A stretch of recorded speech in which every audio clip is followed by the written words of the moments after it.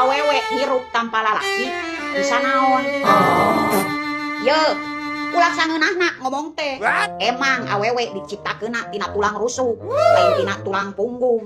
Tapi ingat, awewe bisa jadi tulang punggung sanajan hirupna tanpa lalaki. Bener teu?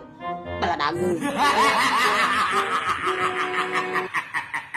Jelema sangsara kos maneh emang bisa nak naon? Dengekeun.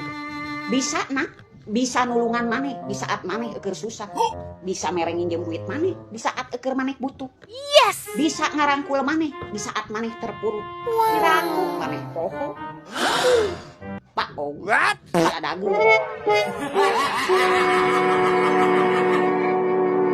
Genahnya jadi ece mah katempona teh senang jeung tenang. Atunya heueuh, maneh dek ngagorengkeun urang, dek ngomongkeun urang, dek nyebarkeun aib urang mah selalu tenang, selalu senang. Kan nyeri kapeurih ieu ku aing mah diteureung buleuk, nepikeun ka awak gemrot oge. Moal jadi pikiran kaos maneh, anu resep mikiran hirup batur. Bener teu? Baladagu. Keur mah hirup balangsa, neangan untung tinu enteng. Pagawean sapopoe ngan ngitung jeung ngitung nomor. Ye, dengekeun. Anu beunghar wae loba duitna ye dipake judi mah bakal beak. Bakal mararat. Komo deui maneh anu hirup balangsa. Emang maneh percaya tina judi bakal jadi beunghar? Moal ye, moal bakal mararat. Bakal beak. Daripada duit dipake judi, mending keneh dipake ka anak jeung pamajikan. Ngeunah-ngeunah atuh dihakan. Bener teh? Baladagu. Boga salaki keur mah ngumul usaha, kata mah lobangannya nyari pamajikan. Gableg mitoha, lain mamagahan anakna supaya bisa berubah, supaya daek usaha. Yes. Salakah mamagahan minantu supaya tetap sabar, supaya tetap bertahan. Emangna aing teh takal cau anu boga jantung tapi teu boga hati.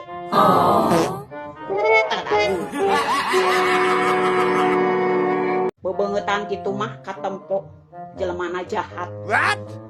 Ye, emang sumut aing ngomong masuk kasar. Beungeut aing judes. Omongan aing osok galak. Tapi kudunya aing boga sifat hate tetegaan jeung karunyaan. Yes. Saking ku tetega-tegana, loba jelema anu ngadak-ngadak sedil ka urang tanpa sebab, ngagorengkeun urang tanpa nyaho faktana anu bener, urang mah tetegaan. Ngomongkeun anak di tukang mah ye diantep, moal dipercaya.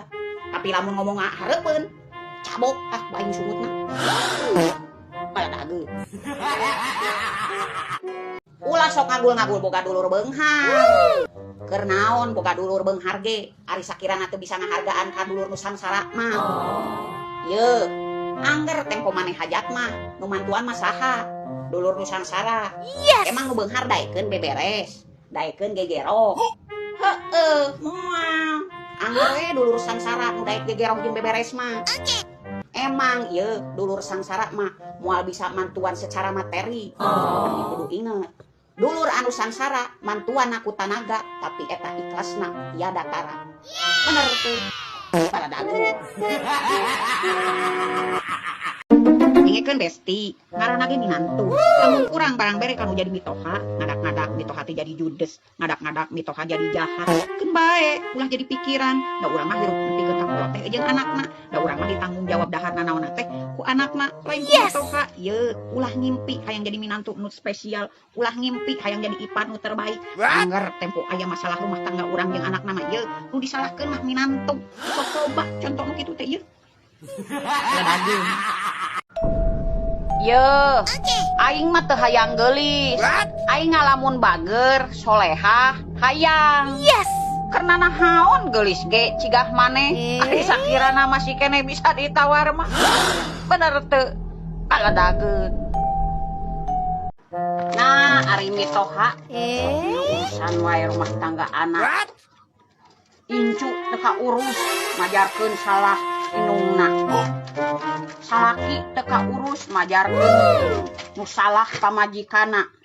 Tah ayeuna dek nanya lamun pamajikana nu teu kaurus saha nu salah? Baladageun. Dengekeun ku sia besti.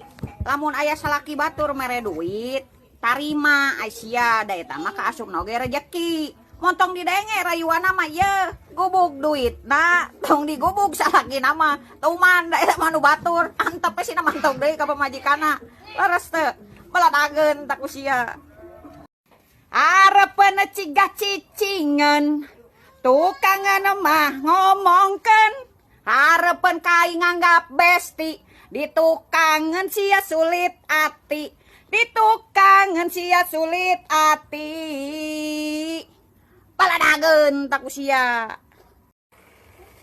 sok paribasa piraku teu boga duit cenapan salaki usaha yeuh beurang peuting bebengok sia hurungnya emang aing teh yeuh ngapoe teh ngalabokan angin puguh we aing teh tong ngeret karawokeun sia ku aing hirup mah ulah di bawah rudet bos gawe sare hardolin dahar modal ulin gablek duit meuli teu gablek ngajedog ulah maksakeun lieur dengekeun ari sia besti kunaon lalaki osok molotot ningali bujur awewe lamun awewe eta ngaliwat yeuh berarti eta dina bujur awewe aya setanan tah kunaon lalaki mun nempo bujur awewe sok hayang nepak berarti eta teh nu ditepak teh lain bujurna tapi nepak setana yeuh nu aya dina bujur awewe matak ulah palaliktor yeuh lamun lalaki nepak bujur awewe teh eta teh lain nepak bujurna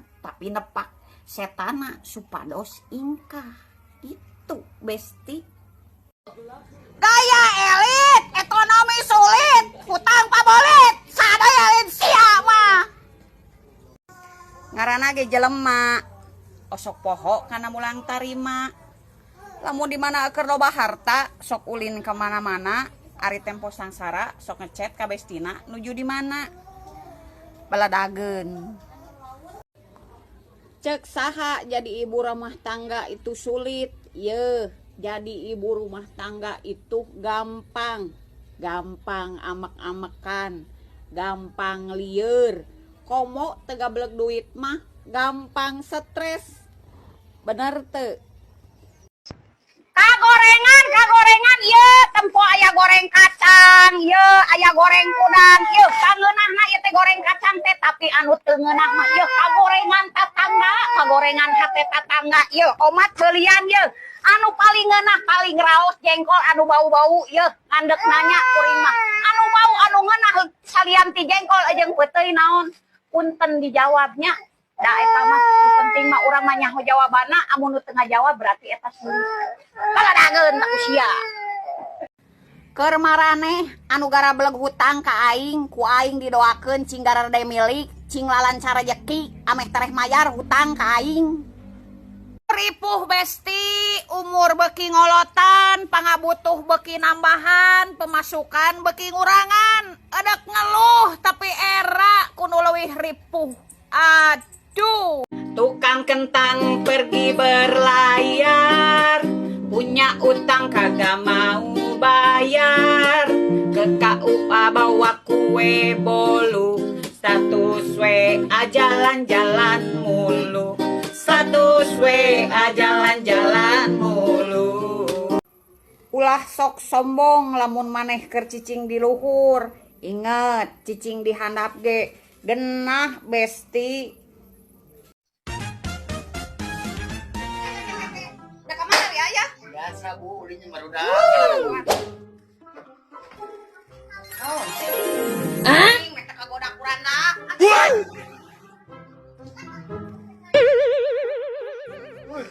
ah pakai jeung kita hantaan iya bau ha